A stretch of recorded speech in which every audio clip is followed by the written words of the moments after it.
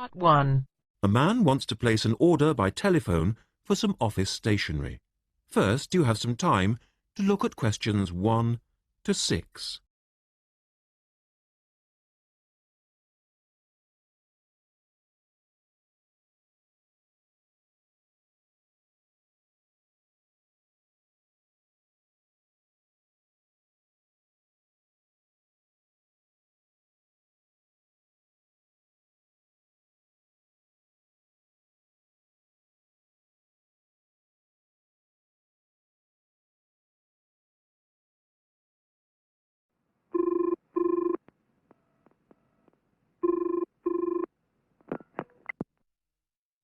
Thank you for calling Millennium Office Supplies.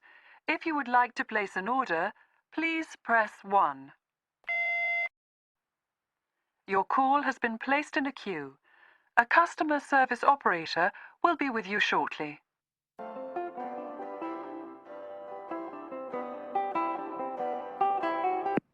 Gina speaking. How can I help you?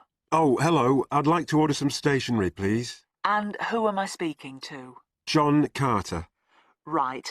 Can I just confirm your account number and the name of your company, John? Sure. The account number is 692411. 692411. Right. And you're from Rainbow Computers? No, the company is Rainbow Communications. Oh, OK. I'll just fix that on the system. Communications. And what would you like to order, John? Envelopes. We need a box of A4, that is, normal size envelopes. White, yellow or manila? We'll have the plain white, please. But the ones with the little windows. OK. One box, A4, white. Just the one box, was it? On second thoughts, make that 2 boxes. We go through heaps of envelopes. As a matter of interest, are they made from recycled paper? No, you can't get white recycled paper. The recycled ones are grey, and they're more expensive, actually. Right, we'll stick to white then. Something else, John? Yes, we need some coloured photocopy paper. What colours do you have? We've got purple, light blue, blue, light green, whatever you want, pretty much. There are 500 sheets to the pack. Right, let's see. We're going to need a lot of blue paper for our new price lists, so can you give us 10 packs, please? Make sure it's the light blue, though. 10 packs of the light blue. Look at questions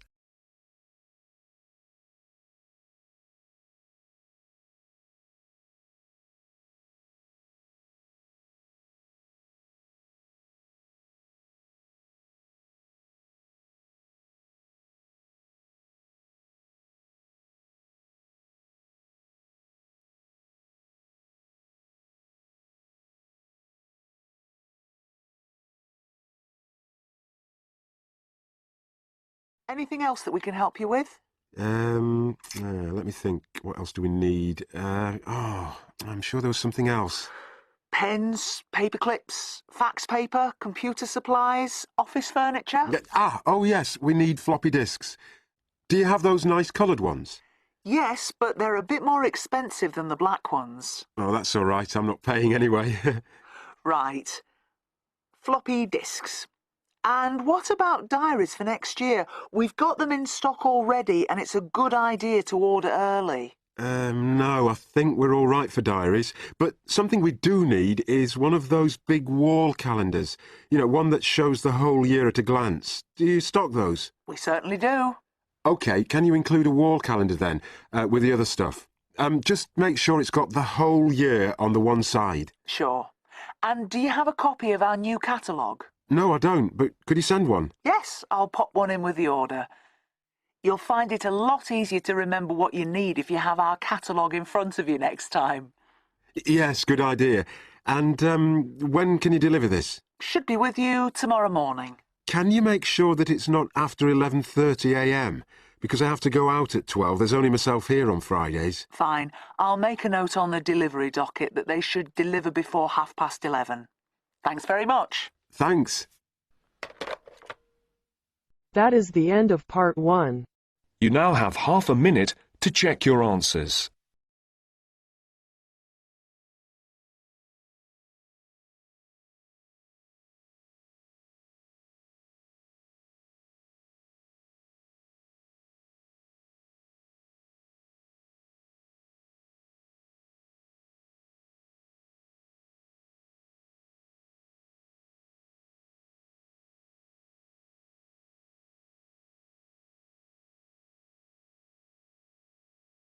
Now turns to part 2. Part 2. You are going to hear a lecture. First, you have some time to look at questions.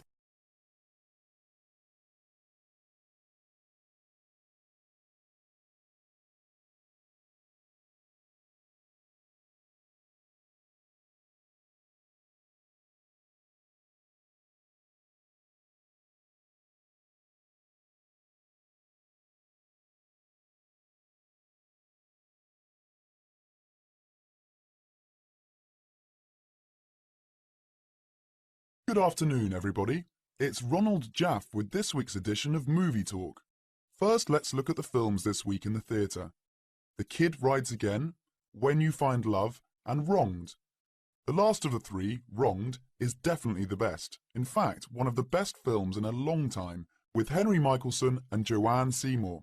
It is about a man who gets a life sentence for a murder he did not commit.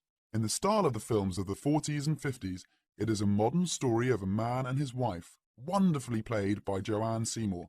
They fight to make people believe Thompson is the wrong man and not the killer. The strength of their love is wonderful even after Thompson has been in prison for 15 years. Of course, I won't tell you what happens after Thompson's 15th year in prison. That would ruin the story. But if you see no other film, you should see this one.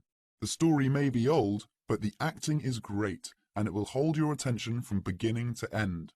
Unfortunately, I can't say the same for When You Find Love. Just another silly story about how boy meets girl, boy loses girl, boy gets girl again, and they live happily ever after. Hollywood ever get tired of such stupid films? Yet, on a New England college campus, the star of the movie, Tommy Seal, is a freshman. He meets the 2 years older Stephanie Fool, played by Sally Evans. In real life, she must be at least 30, not 20. Well, Billy, our hero, has had a hard time with Stephanie. After all, he is so much younger. But they fall in love in about a minute, as long as it takes to take a picture with a Polaroid, and they are both so happy, in true paradise, until Buck, the star football player, played by Ronco Starr, the only good acting in the film, steals Stephanie away from the poor Billy. He is, after all, a senior and football star, and the rest of the film is about, naturally, how Billy gets Stephanie back, making her remember their love. He shows her that he, not Buck, is the man for her. Well, if you can stand a stupid story and bad acting, then take your 8-year-old child to see When You Find Love. Anyone older will leave the theatre before the movie ends. And finally, The Kid Rides Again, a western about a young cowboy, Kit Barnes, who stops the bad guys, the robbers, the killers, and plain old bullies, and helps the good guys. Kit is fast with a gun and never once in this cowboy. Kit is the cowboy who never stays in one place for a very long time, who leads a lonely but very free life. Nothing new on the storyline, but a good classic-style western with good acting. Peter Sells as Kit catches just the right mood. He's an excellent and natural cowboy. There are beautiful scenes of the open country in the West and enough action to hold your interest. A good cowboy film for those who, like me, always enjoy seeing the Old West. And now, before we go on with the news from Hollywood, a word from our sponsor. That is the end of part 2. You now have half a minute to check your answers.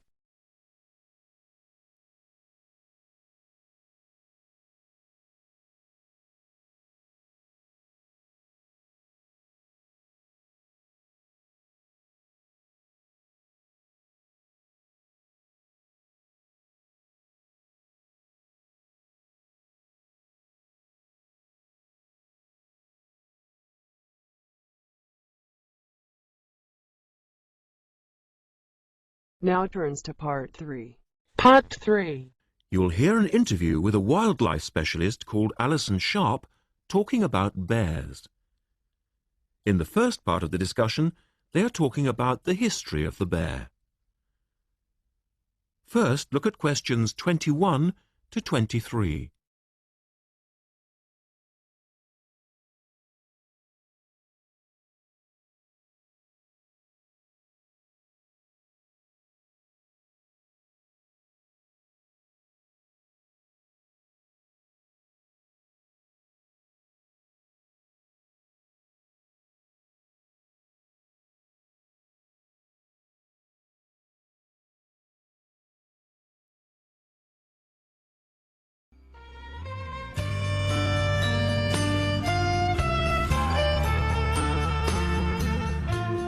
Alison Sharp has spent much of her life researching bears, and in particular, bears in danger of extinction.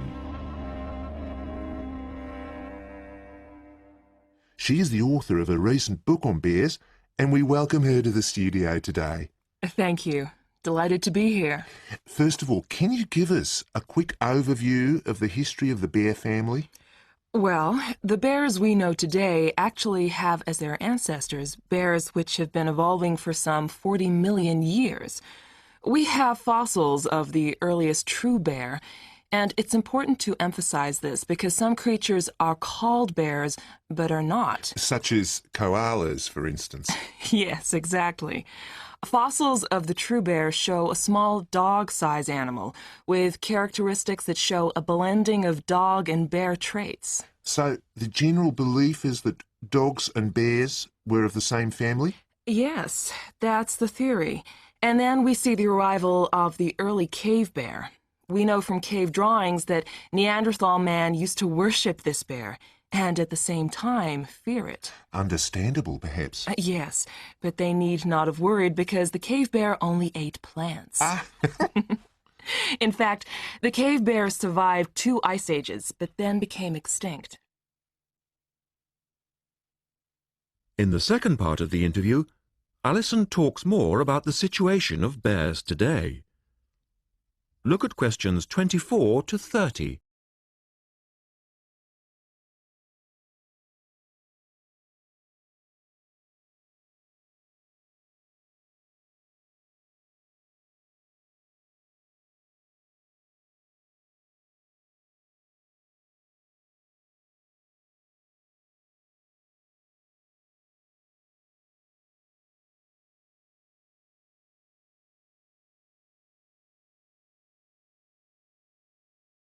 So, how many bears can we find today?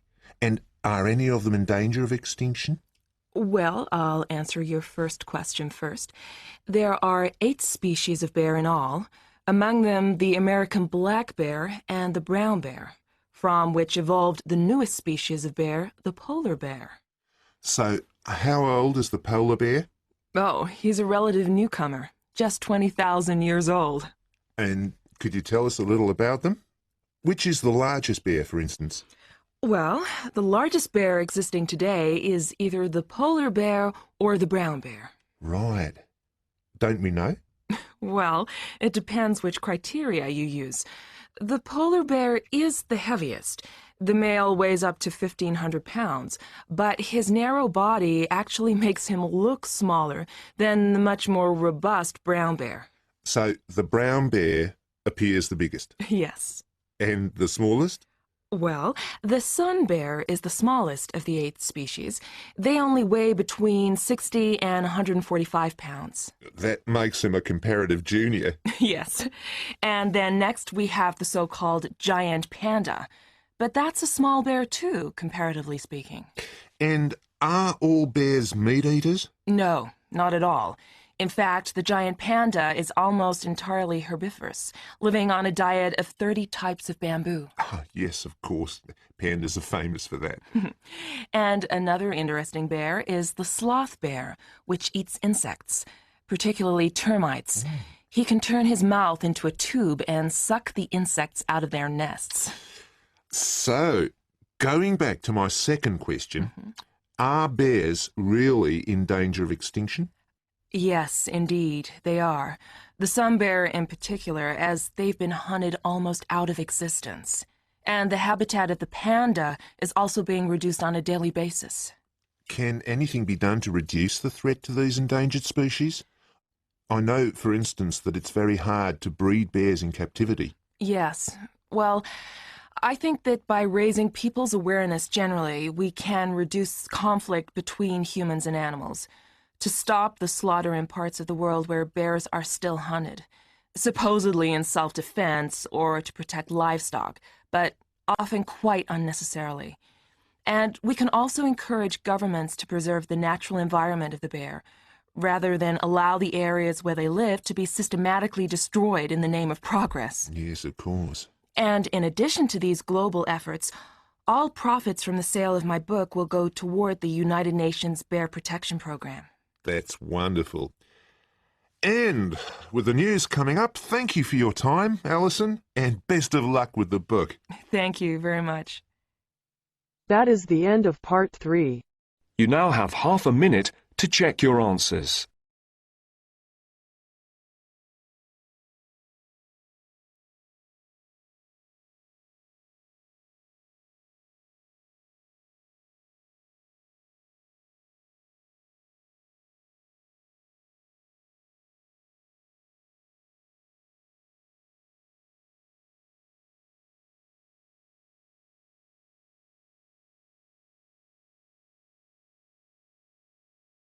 Now turns to part 4. Part 4. You will hear part of a lecture on the current and future use of mobile phones. First, you have some time to look at questions 31 to 40.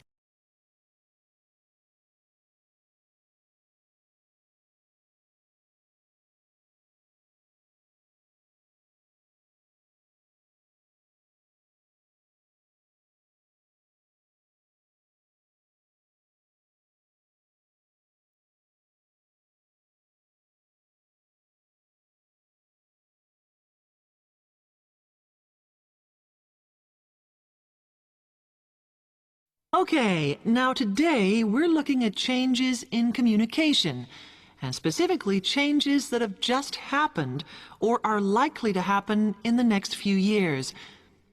Key to this is the mobile phone, which is increasingly being seen as an all-purpose system rather than just a phone. If you only use your phone for texting and making calls now, you will be amazed at how you'll be using it in the future. The technology has been developed for a range of other uses. For example, phones could be used so that if you are meeting someone and they get lost, you could send them a map of your location to help them.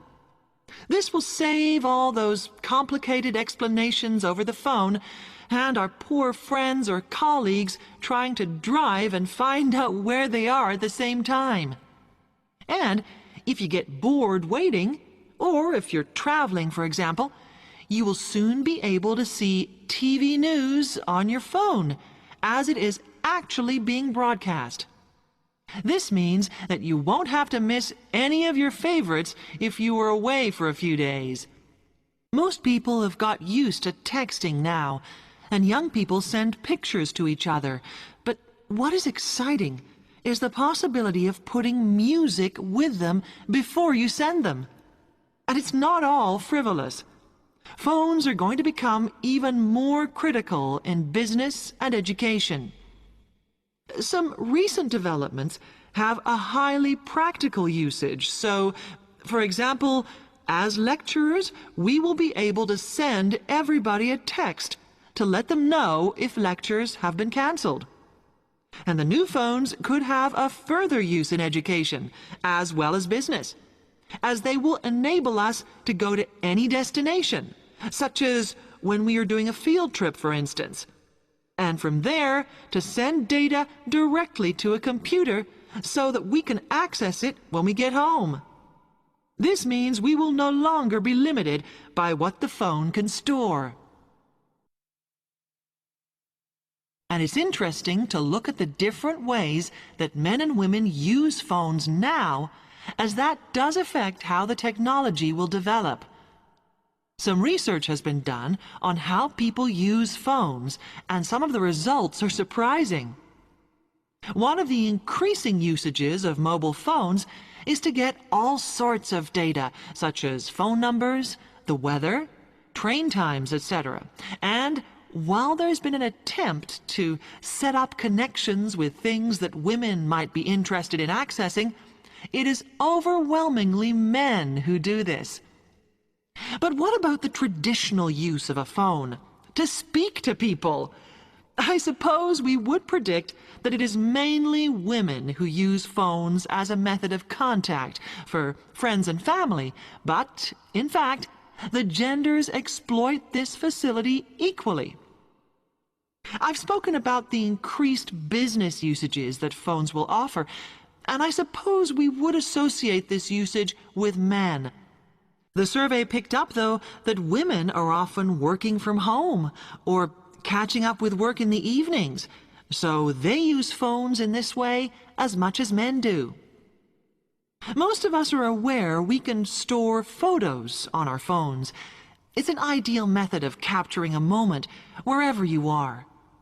Women tend to be the group that keep photos on their phones, but it seems that men use their phones to actually take pictures much more than women do. And of course, all this knowledge affects the marketing that the companies will do in order to sell the phone. That is the end of part 4. You now have half a minute to check your answers.